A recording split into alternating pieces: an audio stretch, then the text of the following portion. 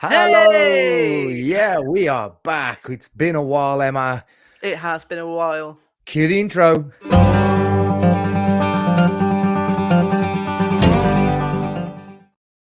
Yeah, it's the Westlands in conversation with, and Oh, for a I've missed change, that. we're not just talking to ourselves. Thank God I'm sick of your face.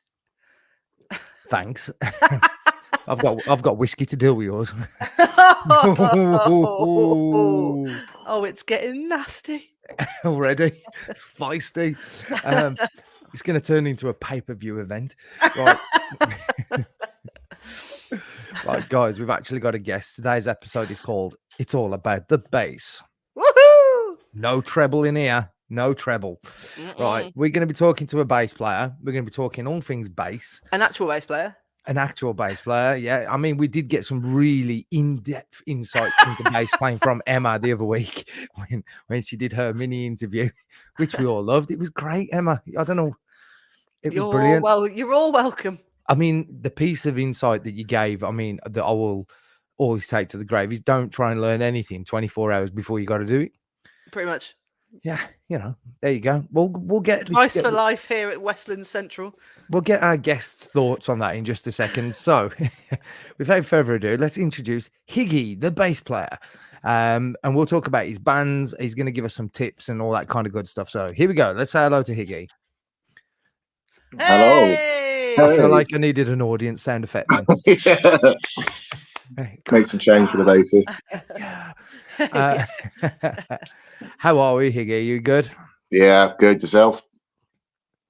I'm all right. I'm on the whiskey to cure the pain in my back, but yeah, other than that, I'm good. I'm good. So we've brought you on to talk about bass. Yeah. I know you've been rare. I know you've been raring to do this as well, haven't you? So, yeah, I have been. Messing him every day. So why don't you explain? Just give us a little bit of a backstory on your bass playing history. Oh, so as most bassists, I started off as a guitarist for my band at the time. We entered the school talent show, and I can remember the actual guitarist who was the one that was good. And they're like, "Oh, we need a bassist," and I was like, 4 strings, it can't be that hard. So there was an old beat up bass in the school practice room that I used to go to, and I can remember the first time I picked it up, and I was like, "This is just the best thing ever." And I used to go to school, get dropped off really early, like before the actual pupils start coming in, like when the teachers rock up, and I used to just go to the music room and just practice bass for ages until I had to start school. So I just got onto it from there. So similar to yourself there, Emma, where you got someone that you needed it. Why is it in a band it's always the bass player that needs filling that spot? I think because bass players are typically pretty unreliable. Flaky as fuck. Yeah. Bitchy as well. But why is it? Because every band I've ever been in, it's always been difficult to find a bass player. So is it that bass playing is seen as being like one of the less attractive elements of being in a band, or what? Because I think definitely, like, you got the front man, which is the main one, and then I'd say you have the lead guitarist, then drummer, and then rhythm guitarist, and then flutist, and then bassist. That's how it goes down in my scale. I think because it's not an instrument you can just play along with. You know, if you pick up a guitar, you can strum along and sing along to whatever's on the radio or whatever song you're into at the time. But to pick up a bass, you're following a very specific melody line, and it's not always the prettiest to play. No. But people don't understand. I don't think maybe it's an education thing, but I don't think maybe people understand exactly the importance of bass and what exactly the bassist is doing. Without bass, you just be an acoustic act. It's the thing that gives the melody to the rhythm. It kind of pulls it all in. It's the glue, isn't it? It's basically I've always said it's the glue to Also, as a vocalist as well, I tend to follow more so the bass than anything else because I I try to find the root note at the bass, and that helps. And especially now we do harmonies, I find that a lot easier to do that. So what? So after you practicing at school and going to band camp and stuff, with the flutist as you just mentioned, what? This one time at band camp. Yeah, one of them jobs. Yeah. Where did you go from there?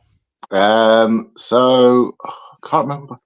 I joined like one band, but we never actually played any shows. We wrote one song in the year I was with them, and then that kind of failed. And I was kind of like dabbling in different music types. Then I joined another band, and the person actually got me onto bass, or the band was Rage Against the Machine. Nice. So I can always remember I used to go to like be in drama club, and the drama teacher always used to have Rage on, and I used to like not listen to it because it was a rap, and I was a dirty grebe at the time. I was like, I'm not listening to that, it's rap. And I can remember he just said to me like, open your mind a little bit, lent me the first Rage album, took it home, and I was like, holy shit. It's that kind of drawed me onto like the power of bass in songs. So I think if you're going to become a bass player and one of the first bands you're listening to is Rage Against the Machine, the likelihood is you're probably going to get into it, isn't it? Yeah, definitely. It's also it's metal, it's funk, it's everything. Their playing is. Then I joined a band, and I can remember the guitarist mate at the time. It showed me. He said, "Oh, you need to like look at this bass player called Billy Sheehan, because he plays with his hands." And I was like, "Mate, we all play with our hands." And he's like, "No, just you need to watch him." And we watched the Sheehan and Steve Vai live in London, and it starts off "Shy Boy" the song, and like with always tapping and stuff. I was like, "Wow!" And I basically ADHD hyper focused on him for since then and still now. Yeah. I mean, you actually tell people about the bass guitar that you play. So I use I have two Billy Sheehan signature Yamaha Attitude basses. I love them, and I can remember the first one that I got. Apparently they got it for an install signing that he was doing. I don't know if that's just the story they told me, but as soon as I found it, I was like, yeah, I bought that. And then I got some inheritance money, and I bought the second one, which is the blue, what I think like one of the first models that came out, and then I got the one up from that.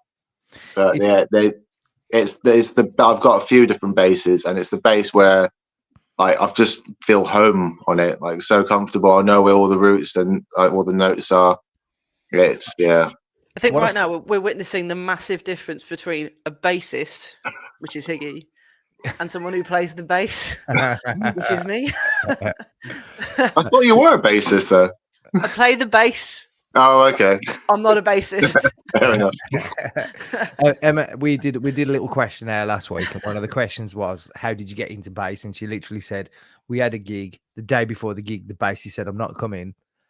She had 24 hours. I went on Facebook Marketplace and bought a bass from the closest one I could find to me. I think it cost me 30 quid, and I learned to play the half-hour set on the bass the night before. The night before, and she has to sing. Yeah, it's pretty impressive if you ask me. I think it's pretty. That is pretty impressive. Yeah. But how do you the kind of bands that you've been in since then, since obviously school and stuff, and obviously this love of Billy is it Sheehan? Sheehan. Pronouncing Sheehan. What's your where did you go then? Because I know you're in a function band, and I know obviously what other band you're in because we do that together. So we'll explain that to people in a minute. But, the first real serious band I joined was one called Void Illusion, which we were. I say they went through two bassists before I joined. Again, that bassist kept flaking off. Bassists. I know. So we were like a progressive hard rock band. Like we used to have key changes, time signature changes, key change, the time signature change in the same song. and most of our songs, like I think the shortest one was like nearly 6 minutes. Yeah, one of them. Emma, imagine if we had a key change and a tempo change with our lot. Oh my god. We have a tempo change. Oh, we have a tempo. Well, you only goes double speed though, doesn't it? So it's still technically that's sufficient. That's not the it's not the same. I think he's talking about going from like 152 to like 147 or something like. It was changed from 4/6 to 7/8 or something like it was. You lost me at 4/6. Yeah, I'm awful with that stuff as well. I thought there was only 4/4. Is there others? Apparently, He's the right song, Steve. If it's not 4/4, I'm not interested. We'll stick to the simple stuff, thanks. And obviously, to let the viewers know, obviously I'm in the Westlands because me and Emma do that with the band. But we've made no secret of it on this channel before. We both have got other bands and stuff that we've done and are doing. And I play in a band now called the Soul Revival with yourself, Higgy. How would you?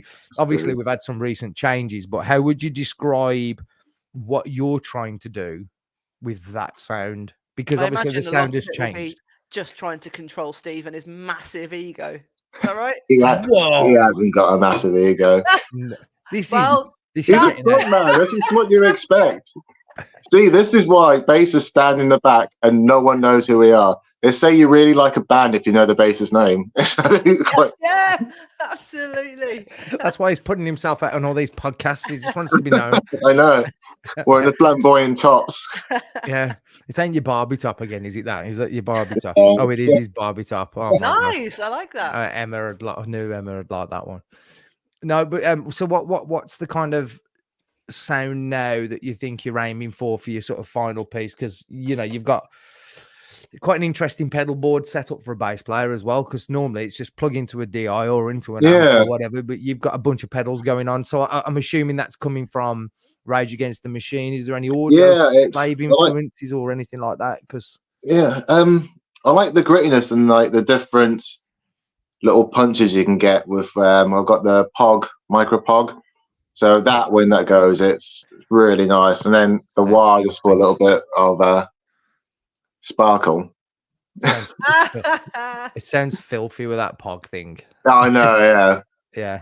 But like when he said he bought a pog, I thought he meant one of them round things you used to play with when we were kids. Remember that? I was talking about them the other week. We used to get them in crisp packets in South Africa. Yeah. I don't know if the same here. I don't know if they were crisp packets, but I almost died eating one. I can believe that. My little sister, when I was a kid, she just randomly ran up. I thought it was like a cookie or something. Shoves it in my mouth. I swallowed it whole. It got trapped in my throat. Nearly died. Death by pog. Death by pog. That's why I'm terrified every time you press it in practice. So I've got some little topics I wanted to talk about. So if we've got bass players listening to this, now Emma told what style of bass is it, Emma, that you like? Just remind everyone. Fingerstyle. Fingerstyle, baby. Those were the words. To be fair, when I made the transition from guitarist to bassist, the hard transition, because I was a bit of a shit guitarist as well. I only used to play on tracks because the other band I was in would have dual harmonies, so they'd be riffing off with each other. So I used to play just the chords underneath to underpin it. So when I first made the transition, I did used to play with the pick for maybe the first month, and then realised, God, this is slow. This is so slow. I can't keep up. And then just flicked it off stage one day, and it's a game changer. I did a dep for a friend's band. They're like a heavy metal band. They're called Wars, and their bass is really good. He plays with a pick, and they said to me, "Oh, can you play with a pick as well?" I'm like, I physically I can't do it. I have to relearn. I'm quicker with my fingers. I even like when I play guitar now, I don't use a pick. Well, you're playing guitar, like slapping the guitar. Yeah, I have done. I watch Davey 504. Is it? What's his name? Is that his name? Davey yeah, he's insane. So good. The only thing I find with bass is, would you concur with this? So I've I've said this to people, but I don't know if it's really true. But I find bass an easy instrument to play at a The way I basic play it. level. At a basic level, probably the easiest of the instruments in terms of guitar, drums, or whatever, to play at a basic level, but to play properly, To play it well. I think it's when I see like Davey 504 and I see what you do and I see what proper bass players do, it looks ridiculously hard.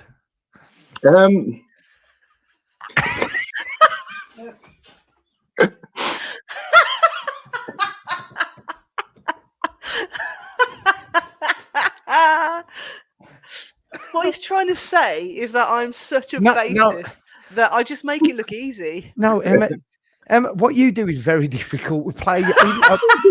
You sing harmonies. You sing. Right. You're belting as well. They're not like they're easy songs to sing, and you're playing an instrument. Anyone that does that, no matter what instrument you're playing, I have my utmost respect. It's bloody hard.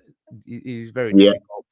But yeah, as Higgy is about to find out because he's starting to do some backing vocals. Oh, now, so. That's it. Slippery slope.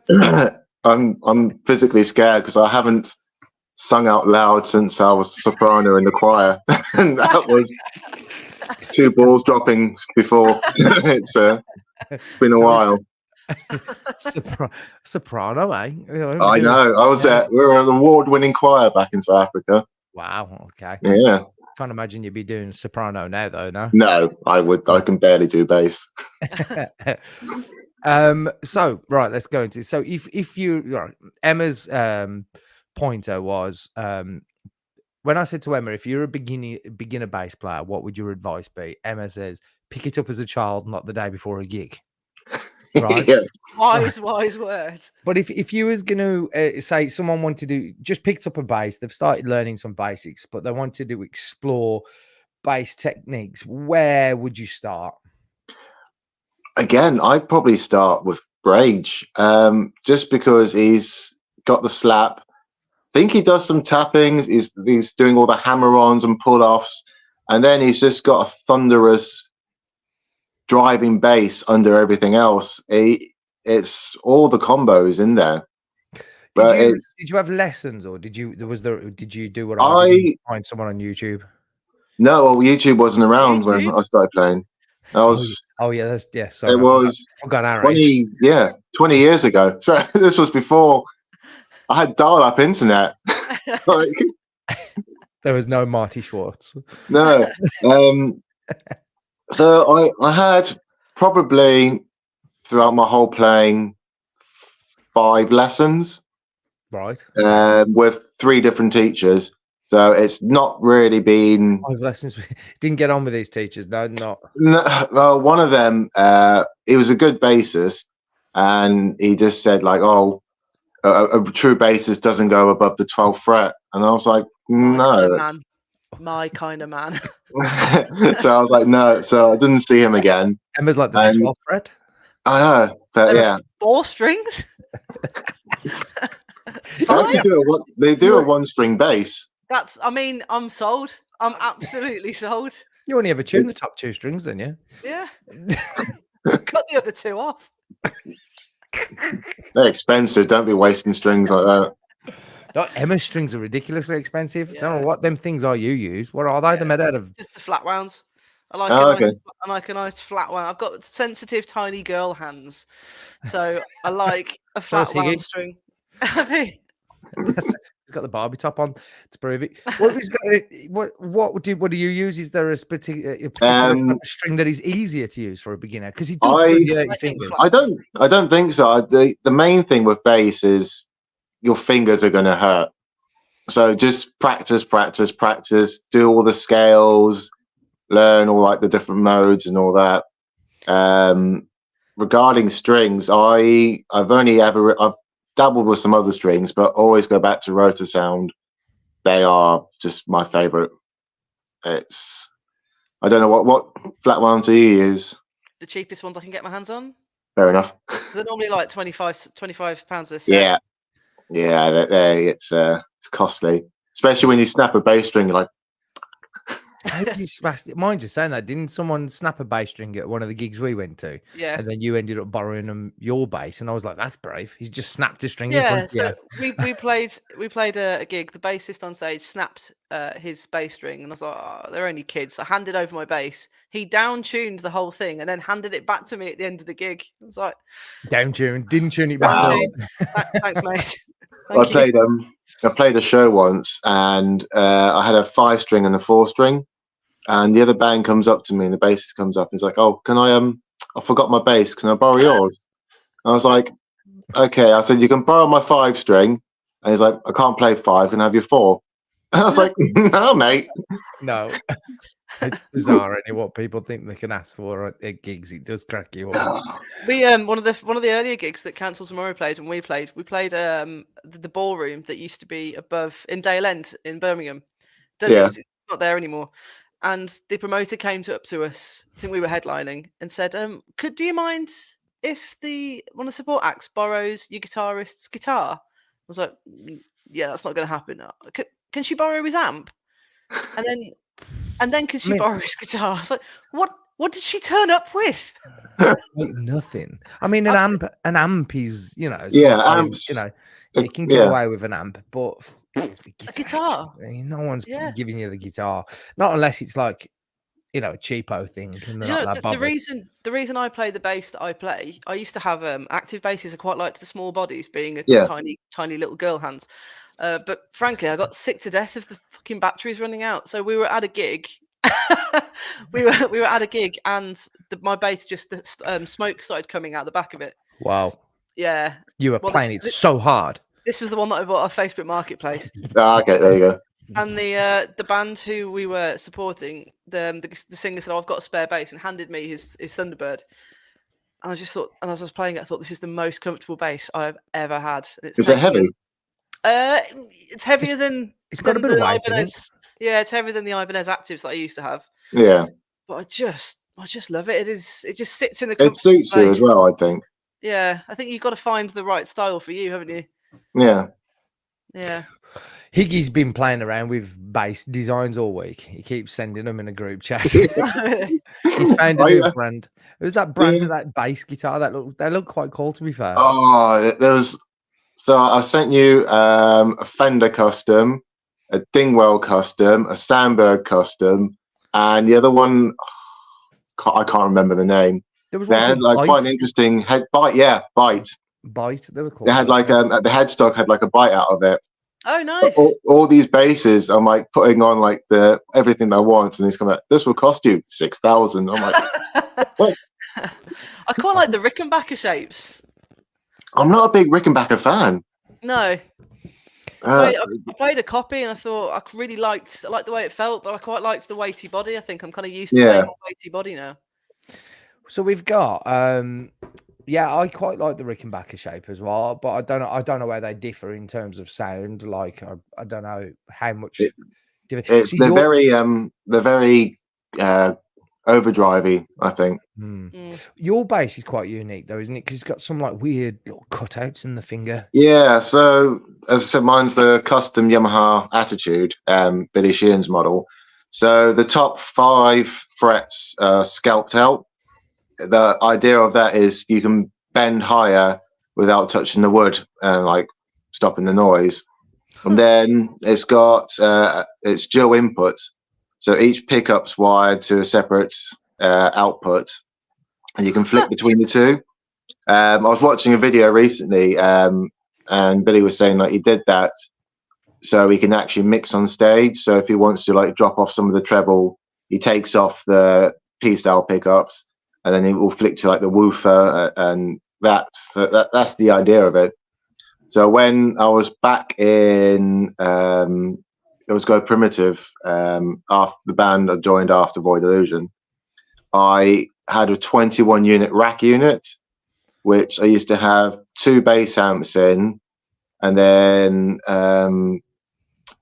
different effects used to run through all like the things. So the idea is the woofer on the bass that goes to no effects and is just pure bass, and then the P-style pickup, which is the high one, you put all your effects on that, so you never lose the bass low. Is the idea of it. So I used to go around places playing like little pubs and turning up with 21 rack units with 2 bass amps in and all these different effects and lights and stuff. I spent thousands. Thousands. Overkill, maybe. Yeah, massively. So we try to keep these episodes to about sort of 30 minutes or so. But one of the things I wanted to make sure that we got from you was some more quick, not quick fire, but just some basic, general, we want to know kind of questions. So we know that Billy Sheehan, he's obviously one of your favorites. But if you had to put down, give me your favorite. What are your favorite 2 or 3 genres? Because I know you listen to quite an eclectic mix of music. So what kind of genres are you really into right now? Probably more so rock and like heavy rock side. I love old school disco. So you got like the Car Wash, and then most of the ABBA tunes as well, just because if you listen to the bass in that, the bass is phenomenal, and no one really appreciates that side of things. Yeah. So it's the more like the guilty pleasure type music, because I know like Aqua. Not so much Aqua, but in my function band, that's what we like. We go through all the different genres, so we do everything from Sir Duke to Will Smith. Plus we do ABBA, and we also do like mashups with like all the Justin Timberlake songs. We put them into like one big 7-minute song and stuff like that. Ah, cool. Yeah, I think it's quite. You need to be open-minded when you look at different musics, and so I've recently got into Dua Lipa. Yes, there's a lot of bass work in the Dua Lipa's new stuff. Yeah, it's very insane. The bass, like it came on the radio. They call it new disco, don't they? That's kind of you just need to kind of like do that. And I introduced you to Daddy Frere. He likes a funky bass line as well. Oh yeah, he's brilliant. He's so clever as well. Yeah, he's pretty cool, isn't he? So what would you, like you said, you're a bass player. Most bass players will plug straight into a DI or they'll plug into an amp, and then that'll pretty much be it. But what would your recommendations for, just to give someone something different to everyone else on stage? You've mentioned the Pog. What other pedals would you recommend? Definitely the dark glass pedals are really good.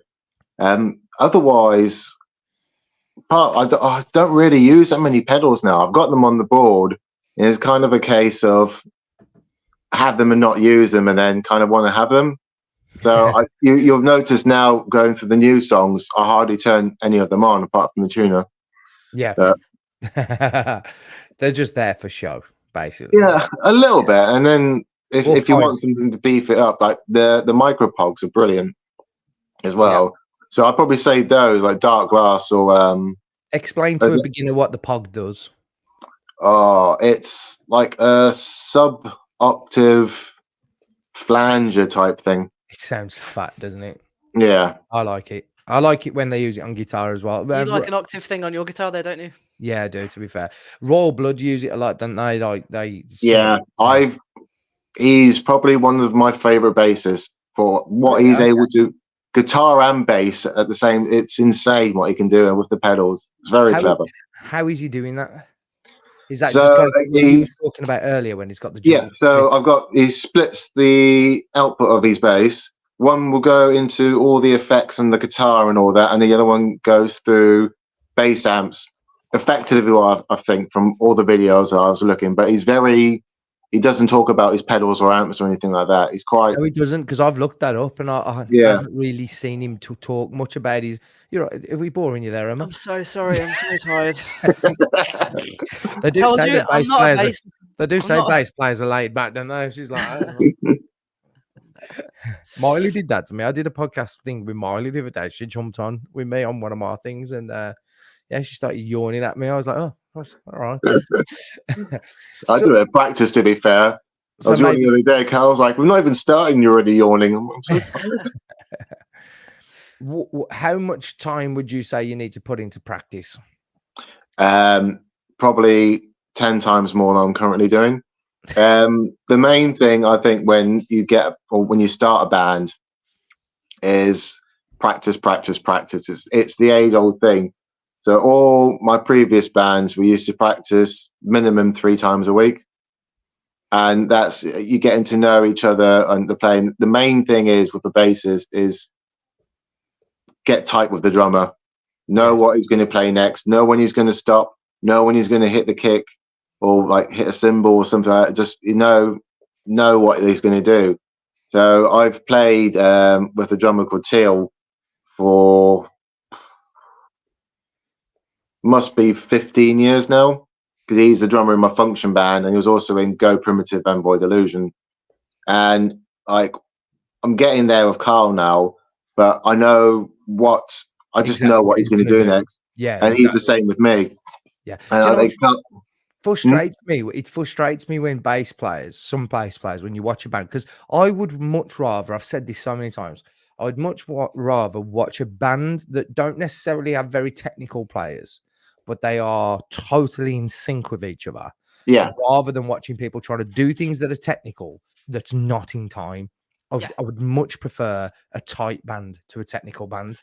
And one of the things that frustrates me is the number of bass players that don't listen to what the kick is doing. Yeah, find a kick and just sit on it. Yeah, that's all I do. Yeah, that's all I do, effectively. But a good bass player is just staying in time, and then like it's not about being over the top. You just need to pull everything together.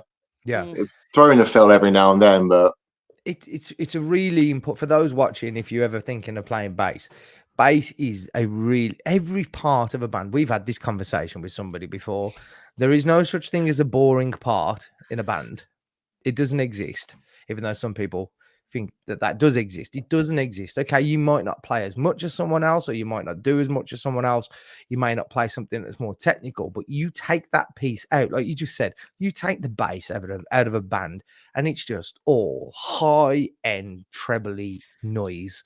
I tell you what, as a vocalist, you'll be surprised how much you rely on the bass. It's so difficult to sing without one. Yeah, the times that if we've been at practice, or we thought, we won't bother doing that, we'll just do something acoustically, and you think, God, with the amount of times that I listen to the bass line to know this is where someone's coming up, this is where something's going to happen. I tend to listen for the harmony to do a harmony, because I do the lower harmony in the Westlands. I like to listen to what the bass is doing more so than what Emma's singing, because I know if I follow the root note, because I tend to sing the third below and you'll sing like a third above, or depending on what song we're on. If I'm doing the lower one, I will listen to the bass and I will sing the flat of what the bass is doing, so that, and if I follow that, I know that whatever Emma's doing, even if I can't hear her very well because the stage mix isn't very good, I know that we're going to be in tune. And 9 times out of 10, we are. It's normally pretty good. But I've had to develop that skill listening to the bass.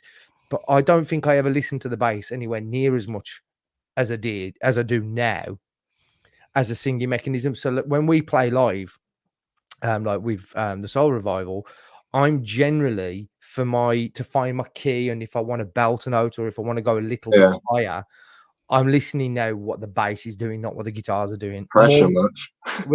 But the bass is the guitar now has almost become irrelevant to me, because all I'm thinking is I need to follow what the root notes are doing, and obviously for the majority of the time that's what the bass is playing. Yeah, that's what you're meant to be doing. Yeah, so yeah, it's changed my approach to singing since we've been doing the harmonies. What would you just going into more now for beginner stuff, if you had to recommend, because your bass guitar, a beginner's not going to go out and buy one of those, what would you recommend in terms of beginner setup, like bass guitar and an amp? What somewhat affordable? What would you say? Trace Elliott's are really good. Look for like a little combo amp, even the one you got in the studio. Which one is that? Behringer. Yes, that Behringer one's great. Yeah, that's really good. Bass wise, Squires are good. Just get something cheap and cheerful. Where my first bass was a Tanglewood. I think it was Tanglewood. No, it was a vintage. Oh, okay. Yeah. I don't even know who owns that aside, but it's like a cheap. It was like a cheap Squire. So Yeah. that was my first bass for. Cheap Squire. Yeah, that was my first bass for 2 years. The thing is, though, now as well, the access to equipment, like we've just had a couple of Harley Benton acoustic guitars, so a brand that is known for making quality products and extremely affordable, right? They're And insane, those guitars. and I had the I've had a Telecaster, an acoustic. You've had the acoustic as well, and with each one that we've had, we've been amazed at how good they are. Even proper guitarists I've handed mine to and said, just have a go on that. Let me know what your general thoughts are. And they've all gone, oh, actually, this is pretty good.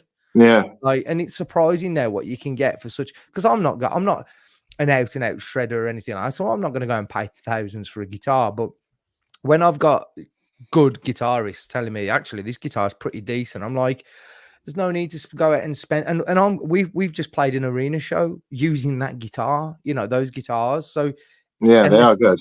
And it sounded great. So I think one of the things we always try to encourage people to do on this channel is to go out, and if all you've got is, it's like if you're doing a vlog, isn't it? If all you've got is the camera on your phone, then that's the best one to use. Just use what you've got and go out and play. But yeah, so we've got a gig coming up soon, haven't we? So we've the Soul Revival, we've got one on. Oh, I thought you were talking to Emma there. I was going to say, because you got one on the 13th as well. We have got gigs coming up. We've got quite a few coming up, actually. My head's just full of words at the moment. Oh man, it's ridiculous. I'm listening to the songs like every day, trying to like remember this. How do you prepare for a gig, like mentally? Like, is it a stressful process for you? Like, normally for a gig for me, I don't care, because I know if I know the songs, I don't even think about the gig until I'm there. Emma, you kind of like lose 4 stone and shitting yourself backstage, don't you, for about 10 minutes, and then as soon as you're on stage, you're absolutely fine. What are you liking? What's your process? So I think for the one we have coming up on the 9th, I'm going to be quite nervous. I think I'm generally quite nervous until I know the song. So the previous lineup, by the last 2 or 3 shows, I was confident about everything that I was playing and stuff. So I don't get nerves at all. Yeah. But I'm generally quite nervous for the one coming up on Monday. It's mainly because we've written 6 songs in a month. Well, you guys wrote 6. Yeah, I've wrote 4 of those songs in the last week. Yeah. So yeah, it's been very much crammed, and until I know exactly what I'm playing, I think I'm going to be quite nervous. I don't like panic or anything like that. It's just more jitters. I still get nerves. I just think I'm good at not showing it. I'm not, and I think the nerves is a good thing, though, because I think if you look at nerves, to me isn't actually nerves. I don't think what you get, Emma, I don't genuinely think that is nerves as such. I think it's more a build-up of anticipation. I think that's a different thing. I just want to get on stage. I used to get like it when I was boxing and when I was playing football. I used to be like, I'd have this pent-up energy. It wasn't nervousness. It was like, it's a kick of adrenaline, isn't it? I need to get this done now. Let's get out and get it done, because all I'm doing is thinking about it. I just need to get on the bloody stage. And I think if there's a certain song in the set that I'm not too sure about, I can't quite remember the words, I definitely can't remember the bass line, then I'll be definitely feeling a bit tight up until that song. And as soon as that's gone, I'm like, okay, I can enjoy the gig now. In my function band, we do Dirty Dancing song. Oh. And for years and years with our old singer, I used to do the lift. So he'd run and I pick him, and we nail it all the time. But it was a few times I stopped going to the gym and he put on a bit of weight, and it was hit and miss. And I always panic. So I'd be all right up until like 2-3 songs before Dirty Dancing, and then we get that, and I'm like, and I have to put my bass down and then try and lift the 10-stone guy above in the air. That was like, and then as soon as that was over, the jits were gone. But it was. Do you want to have a go doing it? Have a go doing that with me, mate. You'll end up. You'll end up on the. You'll end up like pancake higgy. I did I tried to do the lift with our sound guy Alice. Yes, yeah. And he ran and literally just jumped at me and rugby tackled me down. Yeah. Well, Well, it's been fun. We've I've got it. Unfortunately, I have to wrap it up around about there. We've gone over a little bit. We're on 40 minutes, but we have had a conversation. There's so much we could talk about with bass. It turns out there's more to. Turns out, ladies and gents, there's more to bass than one thirst for it. Where maybe we'll come back and discuss the gig maybe and see how that. Let's see how it went. But yeah, no, it is, guys. A bass is a great instrument to play. Get online. It's so much easier to learn now than when we had to learn how to do stuff. Jump on YouTube. There's thousands of tutorials.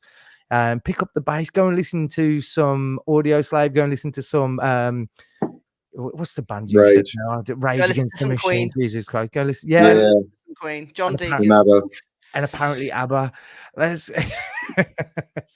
go and listen to all these people and see if you enjoy it, because I think any instrument is fun to play. And even if you don't end up taking up bass, maybe you take up something else along the way. But it's all playing an instrument is really fun. It's a good thing to focus your mind on. Keeps you off the streets. Stop. Yeah. I'd much rather people be playing bass. Don't do drugs, kids. Play some bass. Yeah. Play some bass. Smoke a big. No, don't smoke anything. No, just play the bass. Just play the bass before we get cancelled. Right, everybody, thank you very much for watching. If you like this video and you like the bass, slap that like button. I did that. Oh my word. Yeah. And finger that subscribe button. Yay!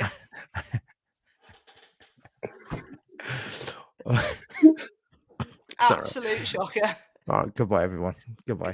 Bye, Steve. Right.